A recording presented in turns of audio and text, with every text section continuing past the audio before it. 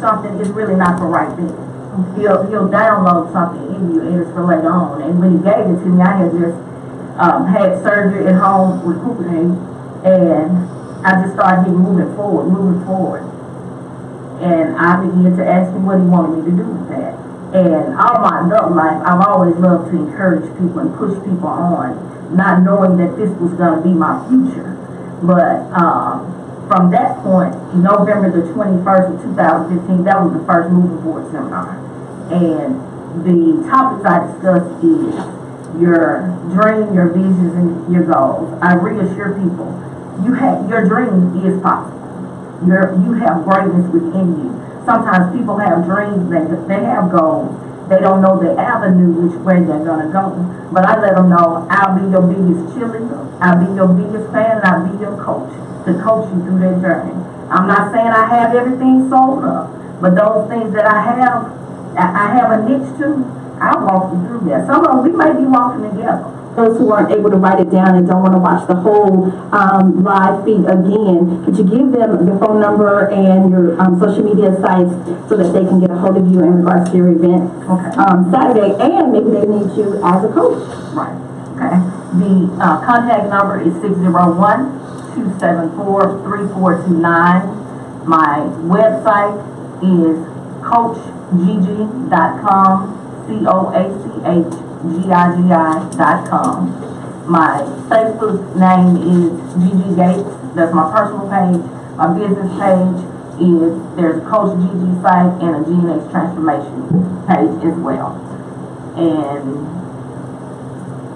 email ggagates@gmail.com.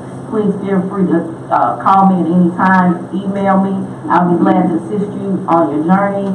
Be glad to help you with a vision board, whatever you need help with to get your dream out of your head and onto paper and then make your goals. I'll be willing to help you do just that. Absolutely. So thank you so much, but hang tight for one moment. What we also want to talk about, what a huge opportunity. So you guys, I encourage you to take advantage of this Saturday at 10 a.m. Reach out to her, register, do everything that you need to do to help yourself be empowered among other like-minded women inside of our city. I want to talk about a couple of things really quick. So we're switching gears here. On Sunday, September the 24th, there is a Texas Disaster Relief Benefit Concert taking place at Next Level Experience. The doors open at 6, showtime is at 7 o'clock, and it's only $10 admission. It's going to be hosted by Alice Marie. Should you have any more questions or want to get more information, please go onto our social media site on Facebook at MLE Jackson, spelled out MS, and you can get further information there, but it's going to be we're gonna have a great time. I'm trying to look at this flyer here so that you can get more information, but the phone number, it looks like it says 769-798-9412. So if you want information, please give them a call. We're happy to have them at Next Level. This again is the Southern Soul United Texas Disaster Relief Benefit Concert hosted by Alice Marie, Sunday, September the 24th. This is a Southern Horseman Association and Share a Life Foundation presentation. So, and again, next month we have another incredible lineup coming. It's Sunday, October the 29th at 4 p.m. It's the All-Star Celebration, Gospel and Salute to Lee Williams. So you can get more information again on our social media site as well as our website. This one is to benefit, a percentage will benefit the Gospel Quartets of America. And for more information for that event, which again is Sunday, October the 29th, you can call 662-753-6806 or 662-356-1025, and their website is praiseinthehouseradio.com. So for both of those events coming up, again, get more information there. It is being held at Next Level Experience, which is an entertainment complex. So we're a rental facility and restaurant. Our website is nextleveljxn.com. So on the other side of our window here tonight, we have D.C.WHITE. So, and he and I are going to begin the Jazz in Jackson. So we hope that you support that, the latter part of October, beginning of November. And if you are a local jazz lover or an artist and you want to get more information or be a part of this exciting event that is coming up on Thursday nights at Next Level, give me a call at 601-699-3123, or you can go on Facebook, Tamika Garrett, and then D.C. White as well. This is a collaboration between the two of us, so we hope that we're bringing something to the city that people will support. With that in mind, why don't you play a little jazz for us tonight, kind of get them in the mood, and when we return, the next voice that you will hear will be that of Kimberly Robinson with the Children's Defense Fund, talking about the support for Jackson Public Schools. Thank you so much. We'll continue on with the music, and then Kim will be the next voice you hear.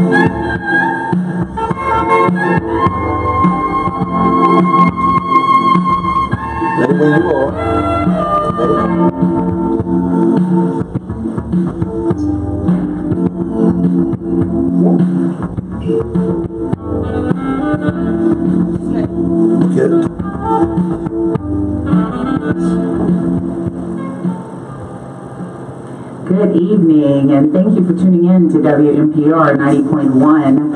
I am the host is normally Socrates Garrett, who's traveling Grace Camps. And we're going to be speaking this evening about some hot button topics that are happening in the Jackson area.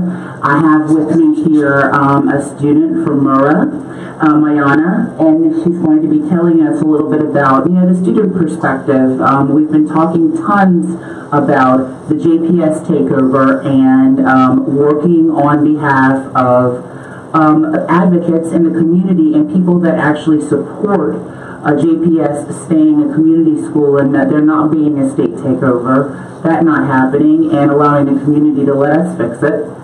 I am a part of the Our JPS coalition, and today I had the wonderful pleasure of being with Mayana's mom, Katrina Blaylock, who is often an advocate and works with me on a lot of different initiatives. And so she's going to be joining as, and coming from the parent perspective. She and I both can come from that perspective, as both our children are both students at Murrah High School, and the grade, even though Mayana is a half grade higher because she's a 10/11th grader. So let's take away any of the misnomers that children are just, that the school district is doing terribly, and that there are just nothing but failing students, because we actually have rising students that are honors students like Mayana, and so thank you for being with us this evening. How are you, Mayana?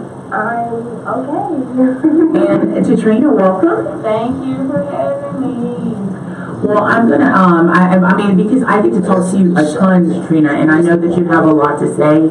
But what has not been given voice in the JPS takeover, and in case you've been living under a rock, the Jackson Public School District is under a takeover right now, and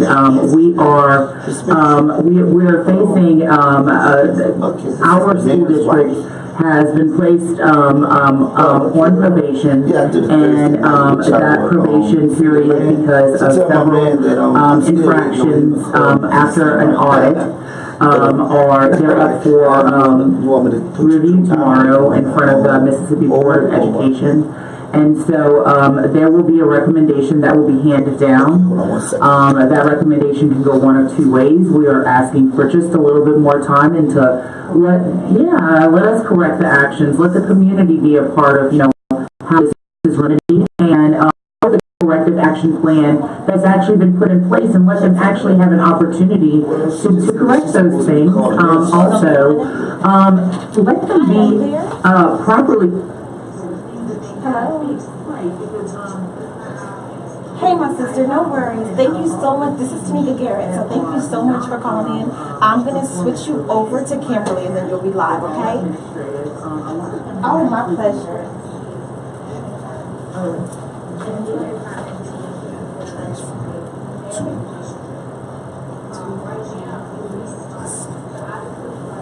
She gonna know?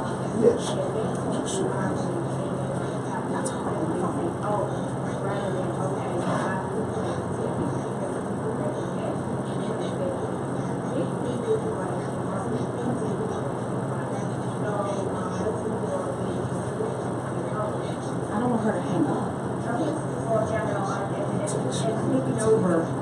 A lot of things. I mean, a lot of people, somebody sent me an email this morning because it was on the news last night talking about this issue, and they wanted to know 3 things that would happen that would be detrimental to the school district. Well, every teacher and educator in the district would become an at-will employee, and their contract would be voided, null and void. Meaning they would become at-will, and in those positions that's under conservatorship. Or under a state emergency, which is what this would be called, and we're not, there's no one's in danger right now. Yeah, hold on, sister. It went through. She just didn't pick up fast enough, so hang on 1 second. Paperwork, and I think they handled getting that, turned in, and that happened last school year. In the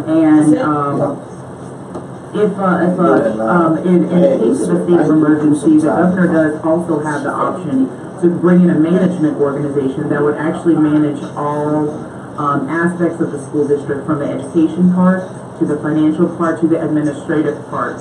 And so we're going to allow, we're going to go ahead and take a call really quick before we get in with the student, because I don't want to leave our callers on hold for too long, but I do want to get, we've had a ton of voices today. I want to be able to talk to, the student. Oh, I think we lost the caller. Call back in. Lumumba. But in the meantime, let's just go ahead and start to have a conversation with Mayana. Mayana, how are you feeling about what's happening at JPS right now? I mean, with the school takeover, what are students saying in your circles? A lot of the students that are in my circles say that it's unrequired, it's unnecessary, and it's not going to make a difference in what our test scores are, or how the students, comprehend the lessons. They're just not really liking the idea of this state takeover. And from the state takeover, from your vantage point and from what you are hearing as a student, what would that mean? What is that? I mean, what are you hearing? I mean, because I know sometimes chatter among students may be completely different than chatter among adults. That's what I've what have you heard from other students or from other adults that you might have heard speaking? Well,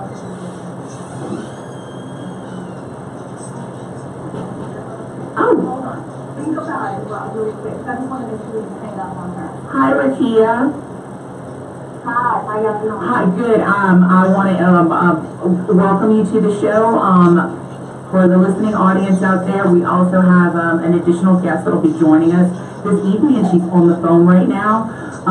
Some people know her as the co-director for the Lumumba for Mayor campaign, but I know her as one heck of an advocate on behalf of ending mass incarceration, response to crime, racial disparities, workers' rights and democracy, fair wages, and a sustainable community.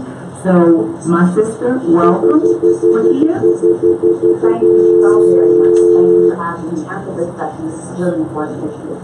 Yes. All the elected volunteers. Absolutely, absolutely. And I mean, and you as well, because whenever you joined our JPS group the other day, there was a different spirit that it was clear that you speak for a larger voice and for a larger group of people, and so I appreciate that about you. After seeing the press release and the rally that happened today, and in advance of tomorrow's Mississippi Department of Education hearing, how are you feeling about our JPS, or from your vantage point? What are your thoughts about the entire conversation around a JPS takeover? I saw both on TV.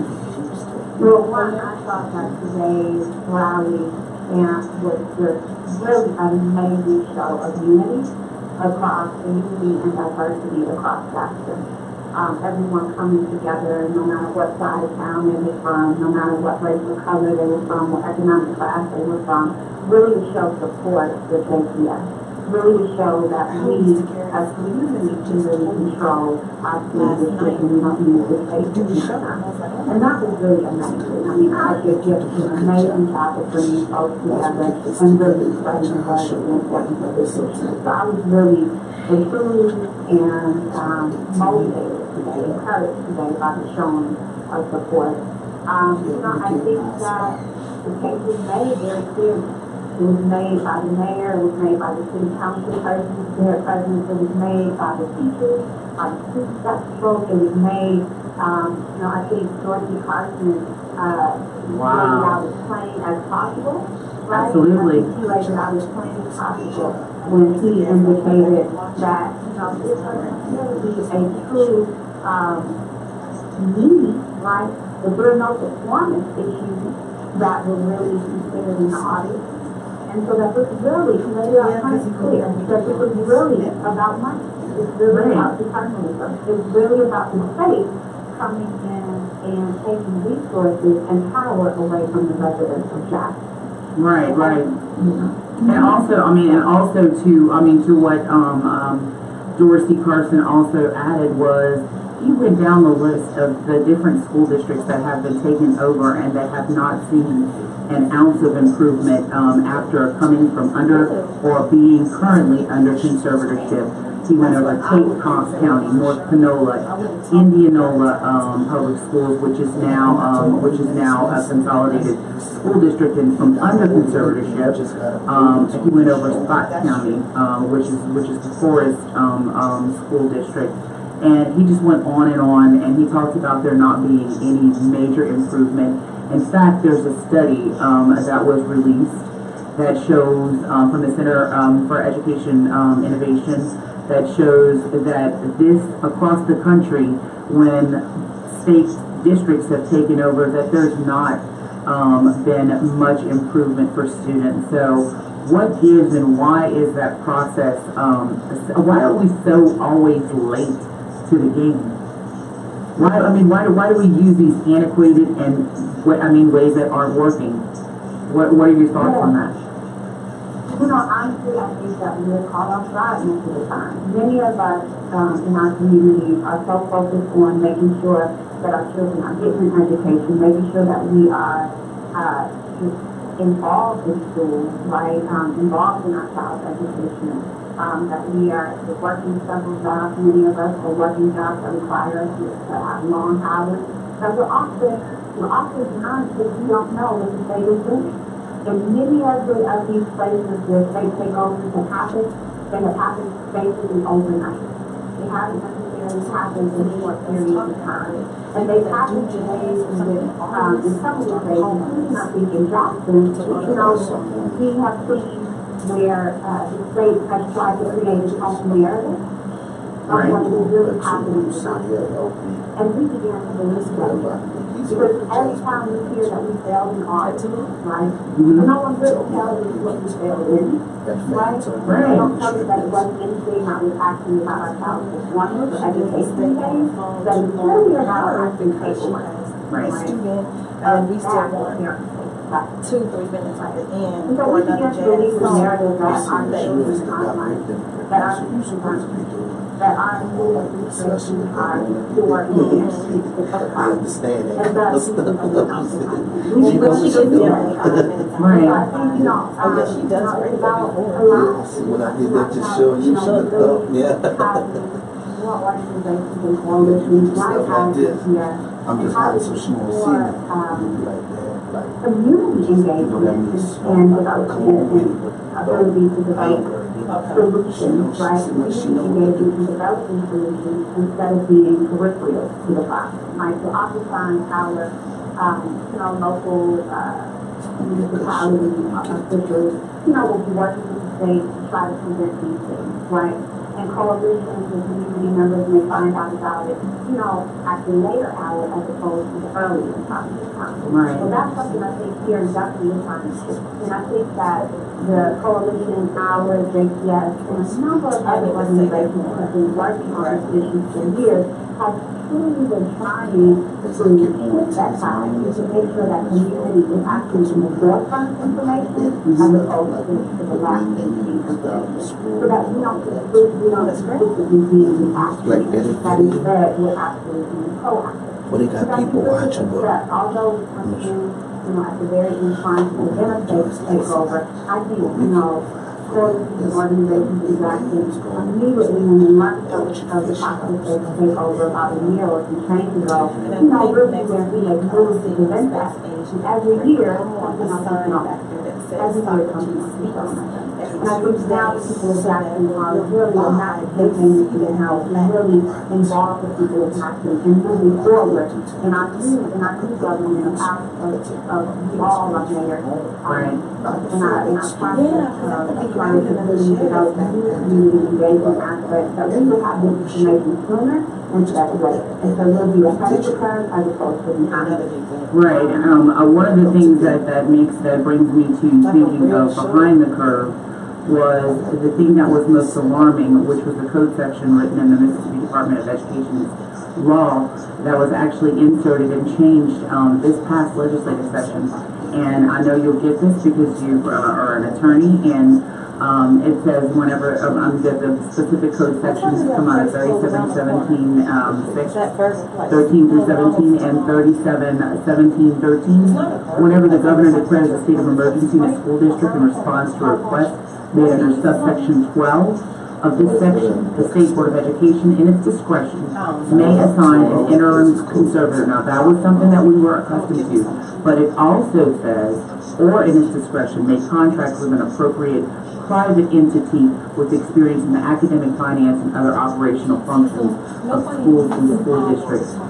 To someone who spends the most of her days, or a decent number of days, or someone from our organization under the document in there about a management company, which is possible. I mean, although, you know, some people would say they wouldn't be able to do it to scale for a district with 30,000 kids.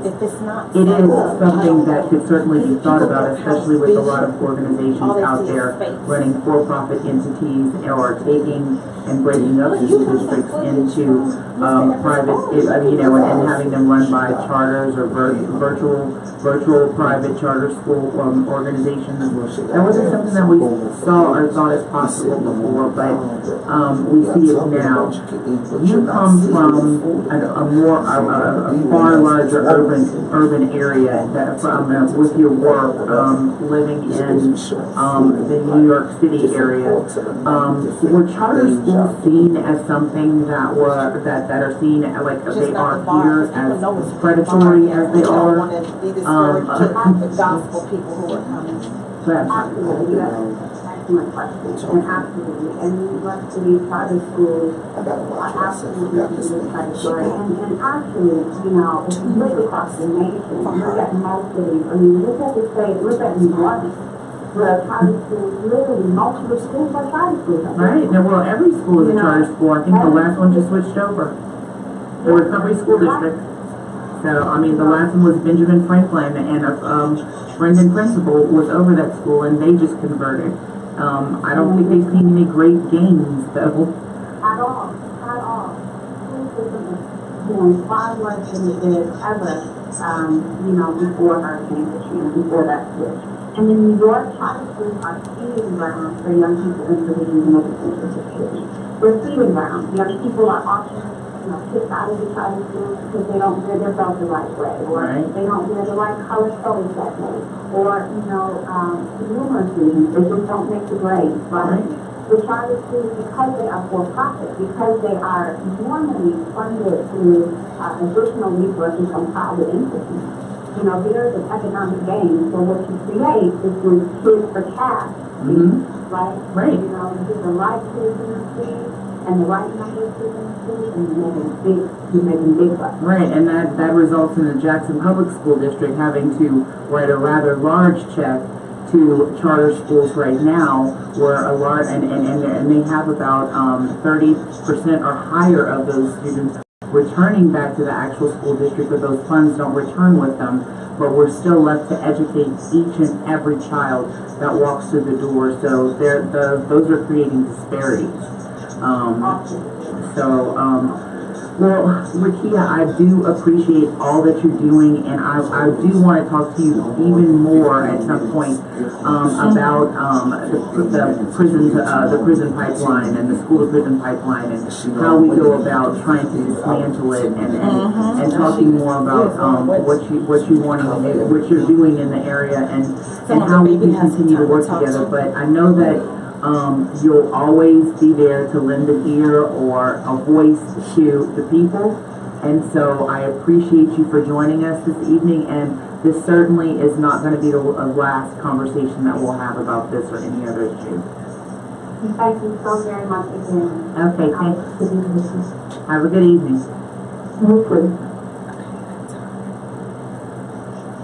Thanks so much to Rakia Lumumba. She's added a richness to the conversation that I certainly couldn't have gotten there on my own, but it does bring into life now the student focus and letting, the students, because she did, when she spoke with us originally at RJPS, she was talking about, this being about kids, and it was repeated over and over again, whether it was by the mayor or if it was by Councilman Melvin Priester. This is about kids, and let's just be really clear, as my good friend Ozatine says all the time, this is about the children. Every person, this is like a NASA type organization. When you walk in the doors at NASA and you ask them what exactly they do, if you walk in the doors of JPS or any other school district and you ask anyone in that district what they do, I don't care if they're a cafeteria worker, it is to make sure that they are educating kids. And so it's about you guys, Rihanna. So I want to go back to that original question about what it is exactly you're hearing from your other classmates and your other students who might not be as engaged as you are. From the students, I heard that the state takeover was some big people from above coming to take away our freedom to wear our own clothes, and we're going to end up wearing uniforms. And they told me that they was going to come in and take away all our extracurriculars. There's certain that is true. I cannot say that the uniform part is true, but it certainly would be a way to for them to be able to stop allowing you ways to express yourself through fashion or however that is. So those things aren't just scary things to hear. Losing your extracurricular activities would be huge. I mean, what else are you hearing? I heard that we want to get all the teachers and different principals that was going to come in and completely disrupt our, the way we've been learning this year and bringing this hard lessons and so kind of heavy. Right, so, okay, that's wow. No, it's okay. Great As long as they get it. I mean, for you to bring up the Khan Academy, okay, well, so I want you to give me a bird's eye view into what it is to be an exemplary student, somebody that is making honors in the Jackson Public School District. How is that? How is your learning experience? My learning experience, we don't really have all the necessities we need to. All of us don't have all the necessities we need to. Like what? But this year, the teachers weren't allowed to get nice books. We don't have enough books for everyone to take one home. We sometimes don't have enough books for the classroom. We run out of supplies like pencils and tape and copy pencils for the teachers who try to copy certain pages and things out of the books and give them to the students. And we just run out of the basic things that they're still trying to use to still help us. And yet you guys are being penalized for those very things that you don't have resources in which to purchase. You don't have enough textbooks. That was one of the things that was, yeah. That's at the end of the day, I mean, that's the basic textbooks. Technology. Updated technology.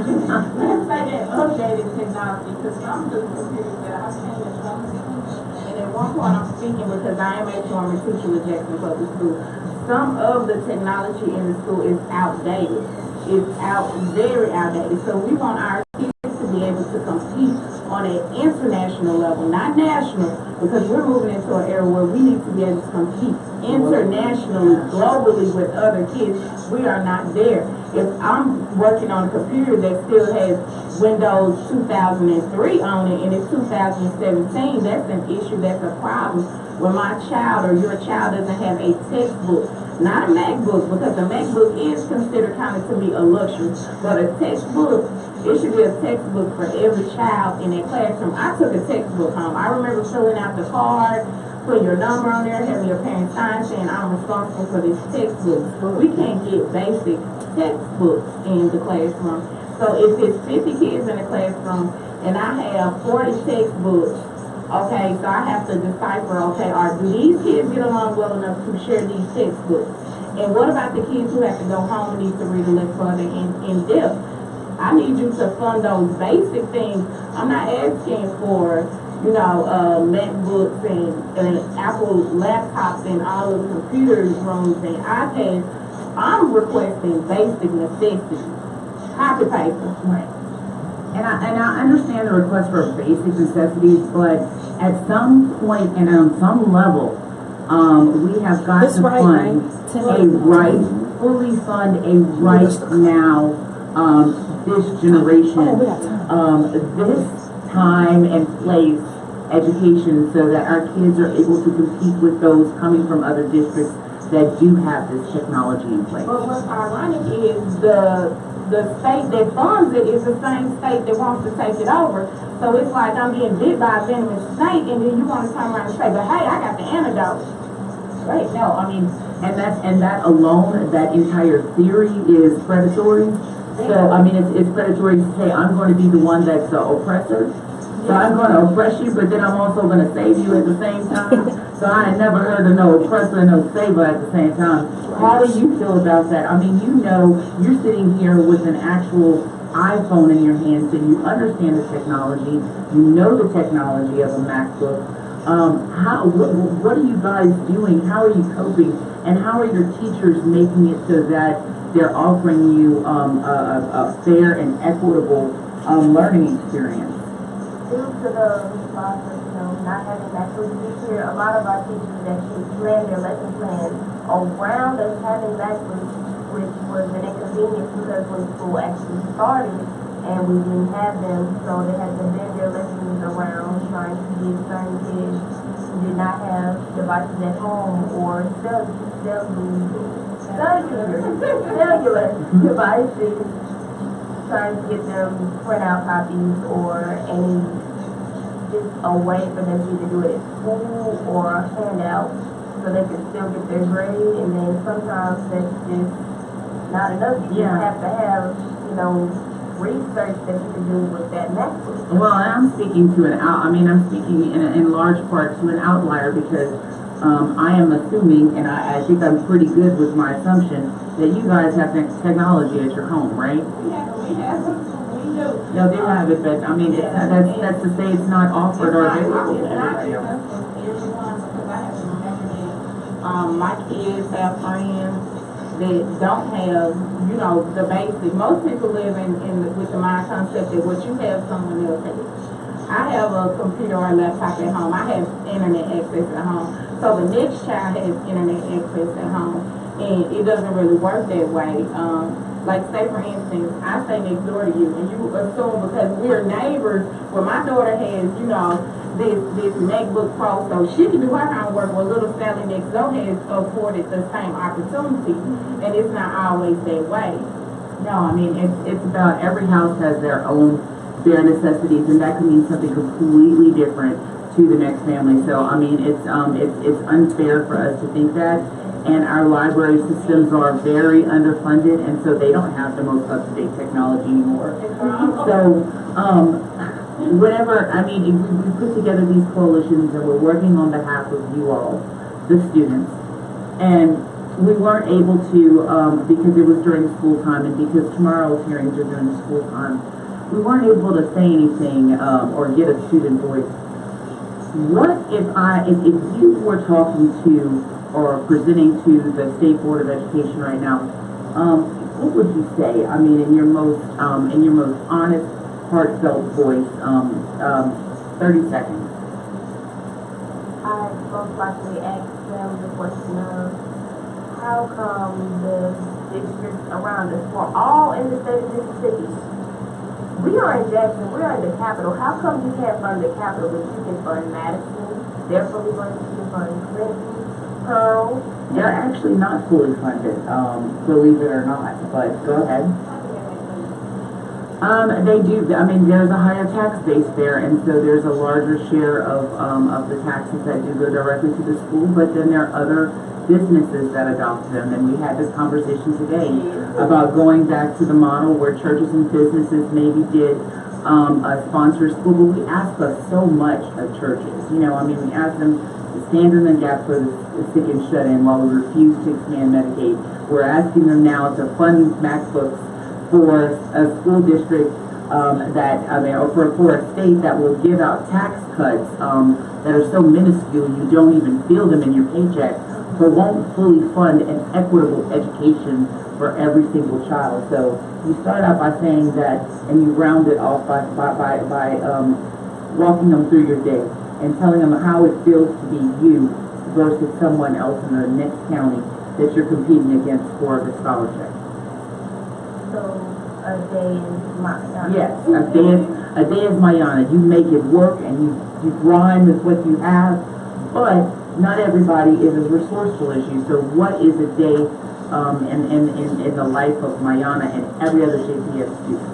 Okay, well, my mother is you know, she's a single mom, so she has multiple jobs and hustles to take care of all three of us.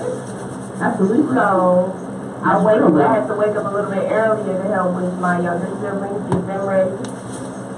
You know, early enough for us all to either get on the bus or have her drop us off. So, you know, we get in the car, we're going, get to school, and once we get to school, if you get to school early, you got lucky. If you were lucky enough to get to school, you got lucky. You can go to the library and maybe you can get in some extra studying time with one of those books that you can take home, or get on the computer that you know, most likely don't have at home. You can go and have a one-on-one with your teacher, because the one-on-ones are becoming fewer and fewer because my school is overpopulated, like we're crowded. And you know, is that by happenstance? Why is your school overcrowded and maybe another school not as? I'm actually not sure that I've done some research into the topic. I just know that Callaway and Burra and Chin Hill, if I'm not mistaken, I could be wrong, are overcrowded with students that they moved from another part of Jackson and are now coming here trying to attend, Well, it's part I'll tell you, it's part geography, and it's part, the extracurricular offerings that are at each school district. It's not to say that there are deficits. There definitely are deficits, but a linear will make up for the fact that it has a lot of historical value. It's been a first on so many things. It has a large alumni group that is there to work with the students every day. Wingfield just lost a really fantastic leader who had a vision for the young men there that were maybe that live in one of the roughest JPD beats in the entire city, where a lot of violent crime happens. But he was trying to create a different experience. And Forest Hill, who is just now getting a new leader. I would say in a lot of ways, Dr. Anderson at Callaway and Dr. Buchanan at Murrah, they have set the standard for a lot of other schools, right? Because of course they are high performance schools, and they expect a lot, but they also are there. So that's not by happenstance. You want the best for your child, so if I'm in the process of moving, I'm looking at school districts, so I'm more likely to say, okay, this house is probably like $100 a little bit more than what I'm willing to pay, but that school district's a little better, that school is a little better, so I'm going to pay that extra money so that my child can have a better chance. So that's how I think the overcrowding came about with Merle, especially, speaking from experience with Merle, especially. That overcrowding came about. A lot of people moved and transitioned into North Jackson because, hey, I want that better school district. I want that better school for my child. And being that, regardless of what anyone says, Merle is one of the top performing schools in the state, and on the national level, we have been ranked. We have been ranked on the national level. So you can't tell me that it's all bad with Jackson Public Schools that requires a takeover. Right. No, it's absolutely not that. There are young people that are graduating and going on to some of the top four-year colleges in the country and state. You've got Ivy League. And after we're 88%, that's like saying, okay, the finish line is there. I see it. We're there, and for you to come through and say no, not good enough. That's my issue with them wanting to take over Jackson Public Schools, to make it seem like we are just I hate to say this, uncontrollable animals, and it's far from that. Bottom feeders, bottom dwellers. Far from that. Jackson Public School has produced some of your senators, your legislators, your former and current mayor are products of Jackson Public School District. Okay, we have a caller coming in, and I am going to take a call right now. Hi, welcome to Socrates Speaks. Hey, ladies, how y'all doing? Good, how are you? I'm doing fine. I want to make just two quick remarks. Look, the first thing is just right here. We already know that our kids, especially black kids, look at our most important resource. And what the state is trying to do, basically, once they get in and take over the school system, they're using support for them to come over and take over the whole city. But we as the people, we got to be responsible. That's clear. I don't understand why people can't see this. So now I'll say this thing right here. I don't live in the city of Jackson, but I got ties in Jackson. I do deal with a lot of the business. It's our capital city. We want people to succeed here. Well, correct. I guess the meetings they go. But I will tell you this right here, man. Jackson Public Schools, I'll be honest with you, it needs to be revamped. Oh, absolutely. I'm not saying it's without curriculum. The curriculum is terrible. And that's an MDE issue. That's a Department of Education issue. Right, but the curriculum, I'm saying that we got to take it up on ourselves. The curriculum is pathetic. Our kids cannot get out here and they cannot compete on a national level. Now I know I got nephews and they go, and I'm telling you, these people can't even make subject or agreement. I think we need to get our kids to not focus on as much as education. I mean, education is key, but we need to get back to our trade now, so we can be able to sustain ourselves. So when you go, you don't got to worry about applying for a job, you can make a job. Okay, so you're saying more entrepreneurial type spirit, more independent thinking, making sure that we're educating. I'm sitting here with an educator and her child, so I mean, and as a person that's a child advocate, I definitely believe in all of it starting at home, education starting at home, and not allowing children to give up on themselves and us not giving up on them. But and less, I mean, you are absolutely right. We do have some issues that need to be corrected, but I think that we're better equipped in the community to be able to handle that rather than lending it to maybe an out-of-state or somebody that is not as in touch, or pigeonholing these children that their extracurricular activities and opportunities and placing them under conservatorship without fully reviewing everything else. So I absolutely agree with you. Yeah, no, I go ahead, I'm sorry. I do agree, but I think we need to simplify a little bit better. And what I mean by this is, get our kids, we need to just stop our kids playing ball. Get away from that stuff. I got a bachelor's, I got a master's degree. I used to work with and I worked with a partnership with I did all this stuff. Let me tell you something. I stopped investing in myself. I'm 39, I invested in myself over a decade. So if you same people who bureau directors and stuff like that, I can shoot them in 3 or 4 times more than this. And that's when we try to get our black males to focus on trade. Sir, I agree with what you're saying, and I challenge you even further to show up in the school district.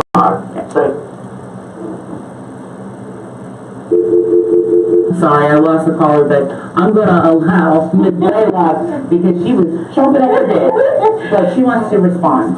Okay, we only have 1 minute, so I'm going to kind of give a brief synopsis of what I did not agree with, fully and complete with the last caller about taking away extracurricular things like that, because sometimes that's the motivator in getting someone to that next level, or getting someone to be more concerned with their work. Everyone is not going to be a college grad, that's well known. Trades are good, but as far as the state taking over the city of Jackson Public School District, I am 100% against it. I have done the research, and looking at the research, there are districts within Mississippi around the country that the state took over, and it did not fare well. There wasn't an increase in scores or anything. Mainly when the state takes over, they're looking in downtown and saying, okay, we're going to take 50 cents from here and put it here, rather than saying, okay, well, we're going to implement these after-school programs, or the great program that was at Forest Hill, where he had kids coming in at night to go to school. Right. So those are the things I'm looking at, not trades, not those. That's not it. But our time is running low and short. Yeah, so we are bottoming out the hour, and we are so glad to have had such a rich conversation. I want Mayana to just say one last thing. Any last thoughts before we turn it over really quickly? 20 seconds. I love my extracurriculars. Sometimes it is the drive for me to do what I do at school. I love being a good grade student, a high excelling student, but sometimes I just need a little bit more of a push to make me want to be there. Absolutely. Thank you so much. And thanks again to Socrates Garrett and Tamika Garrett, Next Level Experience, and the Evers family for allowing me to host tonight's Socrates Speaks, and for allowing us the opportunity to talk on this very important issue. Tomorrow is the Mississippi Department of Education's State Board hearing, and they will render a decision. But not before the district is allowed to be able to rebut what the report said. And so we need as many people to show up and to sit in the audience. We're not going to have an opportunity to speak, but we are there, and we can show our solidarity by sitting our butts in a seat. So I will look forward and hope to hopefully seeing most of the listening audience tomorrow, and I will turn everything over to Tamika so she can help to close us out. Well, I'm glad you brought that up. So here is the flyer. So Kim said tomorrow morning at 10 o'clock. So for those of you guys who don't know where to go, this is where you should be. It's the 4th floor boardroom of Central High School building, located at 359 Northwest Street, Jackson, at 10 a.m. tomorrow, being Wednesday, September the 13th. Now, I stepped out for a minute or two, but I did want us to have an opportunity to say a line or two from what we received today from Dr. Murray, the interim superintendent for JPS. I don't think he's been given enough of a chance to be able to actually fully implement any plan that he would have written out. So I think he needs to be given the opportunity to make it whole. We're not asking you to let us go or let us off the hook. We're asking you to give us a little bit more time. The same thing, by the way, that the Mississippi Department of Education, when it found itself under the same scrutiny last year, asked for and was granted. We're asking for the exact same thing and what would be the exact same situation. So that would be absolutely what how I close that out. And I am rooting for JPS. I have two wonderful kids that are products of JPS, and I'm married to a wonderful man who's a product of JPS.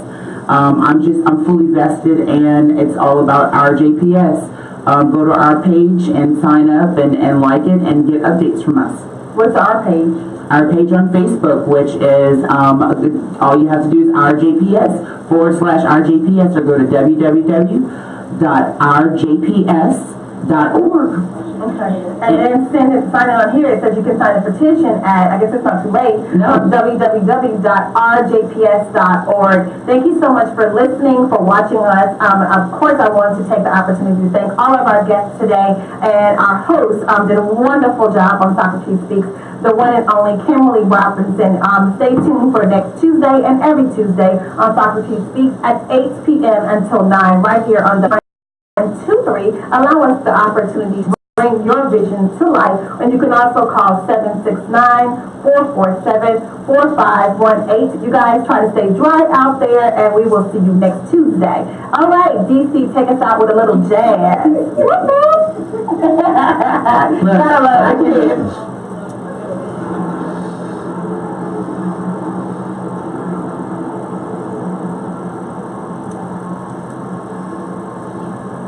Let's go.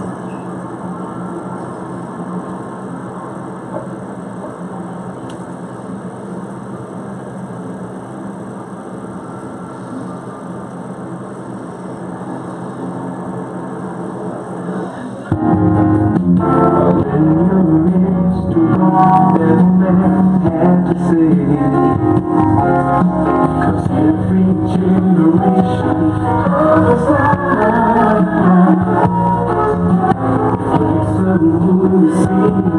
often more than twice.